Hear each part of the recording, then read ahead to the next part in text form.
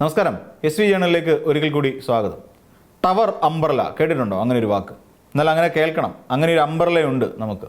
അതായത് എല്ലാവർക്കും തണലേകാൻ കഴിയുന്ന തരത്തിലുള്ള, അല്ലെങ്കിൽ തണലും അതോടൊപ്പം മഴ കൊണ്ടാൽ മഴ നനയാതിരിക്കാനും വേണ്ടി നമുക്ക് എല്ലാവർക്കും ഉപയോഗിക്കാൻ കഴിയുന്ന ഒരു വലിയ അംബ്രലയാണ് ടവർ അംബ്രല എന്ന് നമ്മൾ വിളിക്കുന്നത്. അല്ലെങ്കിൽ ആ പ്രയോഗം അതാണ് നമ്മളെ പഠിപ്പിക്കുന്നത്, സൂചിപ്പിച്ചു തരുന്നത്. എന്തുകൊണ്ടാണ് ടവർ അംബ്രല എന്ന് പറയുന്നൊരു പ്രയോഗം വന്നത് അതിൻ്റെ ആ പദോൽപത്തിയെക്കുറിച്ച് നമുക്ക് നോക്കേണ്ടി വരും. ഈ പദോൽപത്തിയിലേക്ക് പോകുമ്പോൾ നമ്മുടെ കൃഷി വകുപ്പ് മന്ത്രിയായ ടി സിദ്ദിഖാണ് ഇങ്ങനെ ഒരു വാക്ക് പുറത്തേക്ക് വിടുന്നത്, ടവർ അംബ്രല. ഈ ടവർ അംബ്രല നമ്മൾ നേരത്തെ സൂചിപ്പിച്ചില്ല, വയനാട് എന്ന് പറയുന്ന ഒരു ജില്ലയെ ആകമാനം പൊതിഞ്ഞു പിടിച്ചിരിക്കുന്ന, ആ ജില്ലയിലേക്ക് മഴത്തുള്ളികൾ ഏൽക്കാതെ അതിനെ കാത്തുരക്ഷിക്കുന്ന, ആ ജില്ലയിലെ ഓരോ വ്യക്തിയും സൂര്യതാപമേറ്റ് വാടിക്കരിയാതിരിക്കാൻ വേണ്ടി അതിനെ ചെറുത്തു തോൽപ്പിക്കാൻ തക്ക ശേഷിയുള്ള ഒരു വലിയ കൂടാരമാണ് ടവർ അംബ്രല. ആ അംബ്രല ആരാണ് എന്നാണ് അടുത്ത നമ്മളുടെ ചോദ്യം. ആ അംബ്രലയ്ക്ക് ഒരൊറ്റ പേരേ ഉള്ളൂ. നമ്മൾ ഈ ഇന്ന് കടയിൽ മാർക്കറ്റിൽ വാങ്ങിക്കാൻ കിട്ടുന്ന ഒരു അംബ്രലയ്ക്കും അതിൻ്റെ ഗുണം കിട്ടില്ല. ആ അംബ്രല അങ്ങ് ഡൽഹിയിൽ നിന്ന് വരുന്ന ഒരു അംബ്രലയാണ്. ആ അംബ്രലയുടെ പേര് കേട്ടാൽ നിങ്ങൾ ഞെട്ടിപ്പോവും ഒരു പക്ഷേ. ആ അംബ്രലയുടെ പേരാണ് പ്രിയങ്ക ഗാന്ധി. ആരാണ്? പ്രിയങ്ക ഗാന്ധി. ആ അംബ്രല ഇങ്ങനെ വിരിഞ്ഞു നിൽക്കുമ്പോൾ, ഈ പറയുന്ന വയനാടിന് മൊത്തത്തിൽ ഇങ്ങനെ തണലേകിക്കൊണ്ട് നിറഞ്ഞു നിൽക്കുമ്പോൾ വയനാടിന് എന്ത് സംഭവിക്കാനാണ്? വയനാടിന് എന്ത് സംഭവിക്കും? ആലോചിച്ച് നോക്കിക്കോളൂ. ഈ പറയുന്ന പ്രിയങ്ക ഗാന്ധി എന്ന് പറയുന്ന ഒരാളെ വിശേഷിപ്പിക്കാൻ ഇതിലും മികച്ചൊരു വാക്ക് നമ്മുടെ ഇന്ത്യയിൽ പോലുമില്ല എന്നുള്ളതാണ്. ഇന്ത്യയിലോ വിദേശത്തോ ഒന്നും ആ വാക്ക്, മറ്റൊരു വാക്ക് നമുക്ക് കണ്ടെത്താൻ കഴിയില്ല എന്നുള്ളത് വളരെ സ്തോഭജനകമായ ഒരു കാര്യമാണ്. ഇനിയും ടി സിദ്ദിഖിനെ സംബന്ധിച്ചിടത്തോളം ടി സിദ്ദിഖിനോട് ചോദിക്കുകയാണ്, നമുക്കൊരു എം പി ഇല്ലേ വയനാട്ടിൽ നിന്ന്, ആ വയനാട്ടിലെ എം പി എവിടെയാണ് എന്ന് ചില കുസൃതിക്കാരായ ചില മാധ്യമ പ്രവർത്തകർ ചോദിച്ചു. അവരെ അംബ്രല മേലോട്ട് നോക്കാഞ്ഞിട്ടാണ് അവർ കാണാതെ പോയത്. ആ അംബ്രലയെ മേലോട്ട് നോക്കിയിരുന്നെങ്കിൽ അവർ അംബ്രലയെ കണ്ടേനെ. അപ്പോൾ ആ മാധ്യമപ്രവർത്തകർ ചോദിച്ചു, ഇവിടെ എം പി ഉണ്ടല്ലോ, എം പി എവിടെ പോയി എന്ന് ചോദിച്ചു.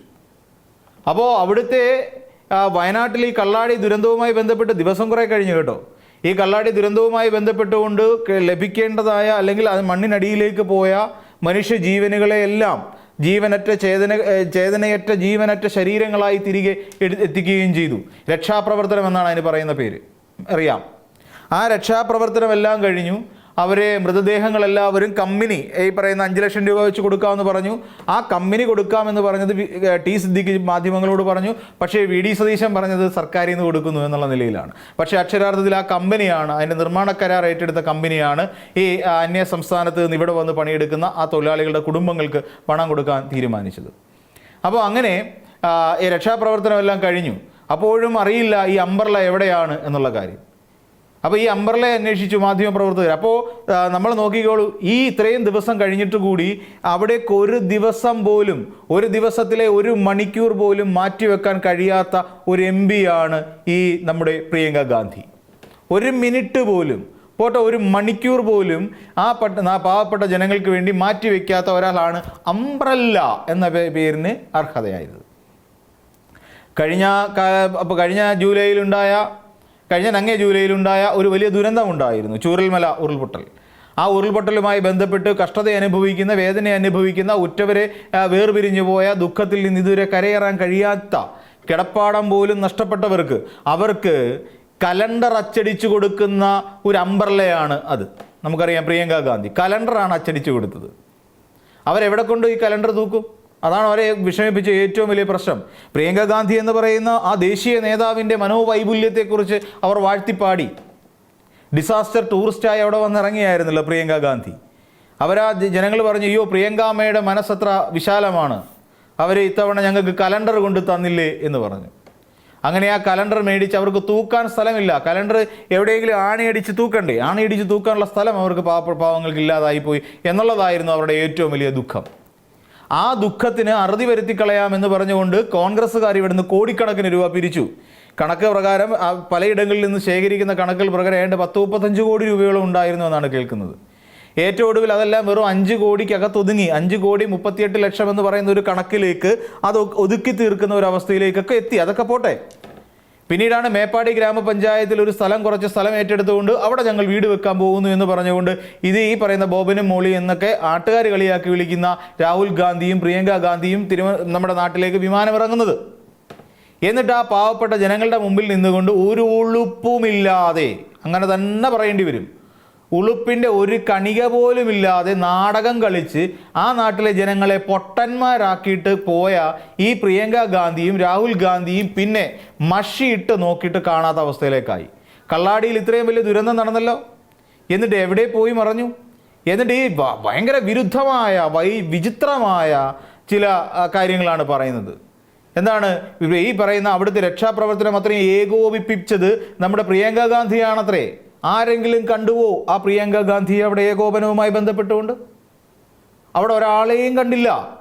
ഓൺലൈനായി പ്രവർത്തനങ്ങളെ ഏകോപിപ്പിച്ചു.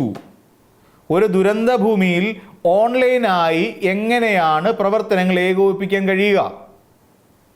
ഓൺലൈനായിട്ട് മീറ്റിങ്ങുകൾ വിളിക്കുന്നു. മീറ്റിങ്ങുകൾ വിളിക്കുന്നതിന് ഇപ്പോൾ എന്തുവാ? അതുകൊണ്ട് വലിയ കാര്യമാണോ? അവിടെ നിന്ന് എന്ത് കുന്തം ചെയ്യാനാണ് പറയുന്നത്? അവിടെ ഇരുന്നുകൊണ്ട് ഓൺലൈനായിട്ട് പ്രിയങ്ക ഗാന്ധി എന്ന് പറയുന്ന ഒരു നേതാവ് എന്താണ് വയനാടിന് വേണ്ടി ചെയ്യുന്നത്? ഓൺലൈനായിട്ട് അവിടെ ഇരുന്നുകൊണ്ട് എങ്ങനെ രക്ഷാപ്രവർത്തനങ്ങളെ ഏകോപിപ്പിക്കും? രക്ഷാപ്രവർത്തനങ്ങളെ ഏകോപിപ്പിക്കണമെങ്കിൽ നാട്ടിലിറങ്ങണം, ആ കൂട്ടത്തിലുണ്ടാവണം, കാലിൽ ചെളിപുരളണം. കണ്ടില്ലേ, ഒന്നുമില്ലെങ്കിൽ ടി സിദ്ദിഖും അതോടൊപ്പം തന്നെ അവിടുത്തെ ബാക്കി AP അനിൽകുമാർ അടക്കമുള്ള അവിടുത്തെ നേതാക്കന്മാരെല്ലാവരും ഒന്നുമില്ലെങ്കിൽ പോലും പത്രസമ്മേളനത്തിനെങ്കിലും റെയിൻ കോട്ടിട്ടുകൊണ്ടിരിക്കുന്ന നമ്മൾ കണ്ടത്. അപ്പോൾ എല്ലാവരും എടുത്തിട്ട് ട്രോളി. ട്രോൾ ചെയ്ത് ഈ പിന്നെ ആ പത്രസമ്മേളനം നടക്കുന്ന പ്രസ് ക്ലബ് ഹാളിനകത്ത് ചോർച്ചയുണ്ടോ എന്നായി പലരുടെയും ചോദ്യം. മോശമായിപ്പോയി, അങ്ങനെ ചോദിക്കാൻ പാടില്ലായിരുന്നു. അപ്പോൾ താൻ 24 മണിക്കൂറും ഈ പറയുന്ന രക്ഷാപ്രവർത്തനത്തിൽ വ്യാപൃതനാണ് എന്ന് കാണിക്കാൻ വേണ്ടിയിട്ടായിരിക്കാം. പക്ഷേ ടി സിദ്ദിഖ് കുറച്ചൊക്കെ പ്രിയങ്ക ഗാന്ധിയെ പോലെയൊന്നുമല്ല, കുറച്ചൊക്കെ മാന്യതയുള്ള ഒരു നേതാവാണ് ടി സിദ്ദിഖ്. ആ ചൂരൽമല ഉരുൾപൊട്ടൽ സമയത്തൊക്കെ ടി സിദ്ദിഖിൻ്റെ ശുഷ്കാന്തി എല്ലാവരും കണ്ടതാണ്. അപ്പോൾ അതുകൊണ്ട് വലിയ കുഴപ്പമില്ല. പക്ഷേ പ്രിയങ്ക ഗാന്ധി എന്ത് ചെയ്തു?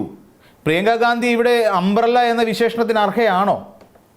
അംബ്രല്ല എന്ന് പറയുന്ന വിശേഷണത്തിന്, അംബ്രല്ല എന്ന് പറയുമ്പോൾ അല്ലെങ്കിൽ ഒരു ടവർ അംബ്രല്ല, ഒരു കുട പോലെ എന്നൊക്കെ പറയുമ്പോൾ ആ നാടിനെ ചേർത്ത് പിടിക്കുന്ന ഒരാളായിരിക്കണം അവരുടെ MP. അങ്ങനെ ഒരു ചേർത്ത് പിടിക്കൽ ദൗർഭാഗ്യത്തിനോ അല്ലെങ്കിൽ ആ നാട്ടുകാരുടെ നല്ല കാലത്തിനോ പ്രിയങ്ക ഗാന്ധിയിൽ നിന്നുണ്ടായിട്ടില്ല.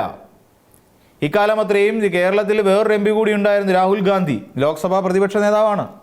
ആ ലോക്സഭാ പ്രതിപക്ഷ നേതാവായിരുന്ന രാഹുൽ ഗാന്ധി ഇവിടെ സുപ്രധാനമായ പല തീരുമാനങ്ങളും ലോക്സഭയിൽ ഉണ്ടാകുമ്പോൾ ആ സമയത്ത് വിദേശയാത്ര നടത്തി രസിച്ചുകൊണ്ടിരിക്കുന്ന ഒരാളാണ്. ആ പിന്നെ നാഴികയ്ക്ക് 40 വട്ടം വിദേശത്തേക്കും പട്ടായയിലേക്കും സ്വിറ്റ്സർലൻഡിലേക്കും യൂറോപ്യൻ യൂണിയൻ രാജ്യങ്ങളിലേക്കും ഒക്കെ യാത്ര ചെയ്യുന്ന രാഹുൽ ഗാന്ധിക്ക് വയനാട്ടിലെ ഒരു 10 പേര് അല്ലെങ്കിൽ ഏതെങ്കിലും അന്യനാട്ടിൽ കിടക്കുന്ന കുറച്ചധികം ആളുകൾ ഒരു പിന്നെ മലയിടിച്ചിൽ മരണപ്പെട്ടു പോയാൽ എന്ത് നഷ്ടം? ആർക്കെന്ത് നഷ്ടം? അപ്പോൾ അങ്ങനെ ഒരു നഷ്ടം പിന്നെ കാണാനും അതിന് വേണ്ടിയിട്ട് ഇനിയും വരും. കാരണം ഇനിയും ഇവിടുത്തെ കോൺഗ്രസ്സുകാർ, ഇവിടുത്തെ KPCCയിലുള്ള കോൺഗ്രസ്സിൽപ്പെട്ട നേതാക്കന്മാർ ഇനിയും പിരിവെടുക്കും. അവരെ പുനരധിവസിപ്പിക്കുക എന്ന് പറയുന്ന ഒരു കള്ളനാണയം ഇറക്കിക്കൊണ്ട്.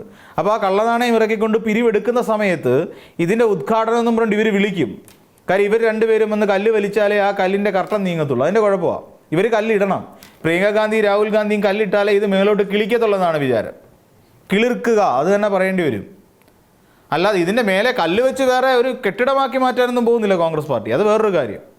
അപ്പോൾ അതുകൊണ്ട് ഇവർ രണ്ടുപേരും കേരളത്തിൽ എത്തണം. ഇവർ രണ്ടുപേരും കേരളത്തിൽ വന്ന് വീണ്ടും നമ്മുടെ വയനാട്ടിലുള്ള ജനങ്ങളെ പൊട്ടന്മാരാക്കിയിട്ട് കടന്നു പോകും. 2029 നടക്കാൻ പോകുന്ന ലോക്സഭാ തെരഞ്ഞെടുപ്പിൽ വീണ്ടും പ്രിയങ്ക ഗാന്ധി വയനാട്ടിൽ നിന്ന് ജയിക്കുന്നത് നമുക്ക് കാണാം. ഉറപ്പായിട്ടും ജയിച്ചിരിക്കും. കാരണം തെളിവുണ്ടല്ലോ. ഈ ടൗൺഷിപ്പ് വരെ ഉണ്ടാക്കി കൊടുത്തിട്ട് ആ 3 മണ്ഡലങ്ങളും ഇടതുപക്ഷത്തിന് നഷ്ടപ്പെട്ടു പോയി. മനസ്സിലാക്കണം. ബത്തേരിയും മാനന്തവാടിയും കൽപ്പറ്റയുമുള്ള 3 മണ്ഡലങ്ങൾ കഴിഞ്ഞ ഈ നിയമസഭാ തെരഞ്ഞെടുപ്പിൽ ഇടതുപക്ഷത്തിന് നഷ്ടപ്പെട്ടു പോയെന്നേ. 2 പൊയ്ക്കോട്ടെ, മാനന്തവാടി വരെ നഷ്ടപ്പെട്ടു പോയി, ഒരെണ്ണം ഉണ്ടായിരുന്നത് കൂടി. അപ്പോൾ വയനാട്ടിലുള്ള ജനങ്ങൾ എങ്ങനെയാണ് തെരഞ്ഞെടുപ്പിനെയും രാഷ്ട്രീയത്തെയും കാണുന്നതെന്ന് വ്യക്തമാണ്. അവർക്ക് വികസനം കിട്ടിയാലും ശരി ഇല്ലെങ്കിലും ശരി ഞങ്ങളെ പറ്റിക്കുന്നവരെ ഞങ്ങൾ വിജയിപ്പിക്കൂ എന്ന് പറയുന്ന ഒരു ആചാരം വയനാട്ടുകാർക്കുണ്ട്. അതുകൊണ്ട് ഇത്തവണ കലണ്ടർ കൊണ്ടു കൊടുത്താലും ഇത്തവണ വലിയ അംബ്രലയായി മേളിൽ നിന്നാലും ഇനിയിപ്പോൾ അവർക്ക് കൊണ്ടു കൊടുക്കാൻ പോകുന്ന ഈ അംബ്രലയായിരിക്കും, കുടയായിരിക്കും. പ്രിയങ്ക ഗാന്ധിയുടെ പടം പതിച്ച പ്രിയങ്ക അംബ്രലകൾ അല്ലെങ്കിൽ പ്രിയദർശിനി അംബ്രലകൾ നമ്മുടെ വയനാട്ടിലേക്ക് വരും. അനി സംഭവിക്കാൻ പോകുന്നതായിരിക്കും. അപ്പോൾ അതിനുള്ള ഒരു ട്രയൽ ഇട്ടതാണ്, അല്ലെങ്കിൽ അതിനുള്ള സൂചന നൽകിയതാണ് ശരിക്കും നമ്മുടെ ടി സിദ്ദിഖ് എന്ന് പറയുന്നത്. അപ്പം ഇനി സംഭവിക്കുമ്പോഴും വയനാടുകാർ വീണ്ടും പ്രിയങ്ക ഗാന്ധിയോ അതല്ലെങ്കിൽ രാഹുൽ ഗാന്ധിയോ ജയിപ്പിച്ചിരിക്കും.